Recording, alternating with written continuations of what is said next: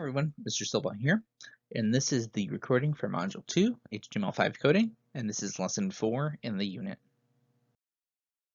So in the last lesson, we talked about structure and making sure you keep the structure of your website in mind and think about it often, and you want to make sure that you set it up properly and correctly so that when you do post your website on the internet, you'll be able to do so with very little problems.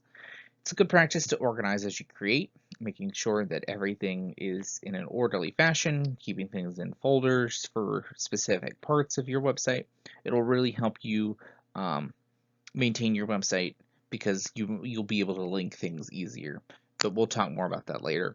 And remember that all images and files used in that page are stored in subfolders of the same name. So now let's talk about the actual coding elements. And a lot of you guys are familiar with this already, but to refresh your memory, let's talk about paragraph formatting and block level elements first. Markup elements that affect an entire paragraph or multiple paragraphs are called block level elements. Anything that's going to affect a big chunk of text is going to be a block level element. However, elements that affect something small, such as a character or a word, are called text level elements because they only can affect individual little things. Block level elements are automatically preceded and followed by paragraph breaks, and text level elements don't have breaks unless you decide to add them. This is one of the ways that you can test to see if it's a block level element or a text level element because you can see that they'll have paragraph breaks. So for example, a paragraph tag is an example of a block level element because there's a break after it. However, italics or the strong element, those are all text level elements because there's no break after them.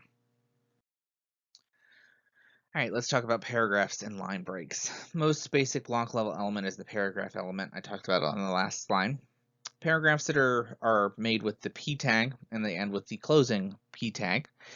You can also use the break BR and it starts a line break. It unbreaks the line of text, and you may notice or remember that the break tag does not have a closing tag. To make it a standalone non-empty tag, you could use that. However, we just use the BR and not worry about the slash. All right, this again is a short lesson.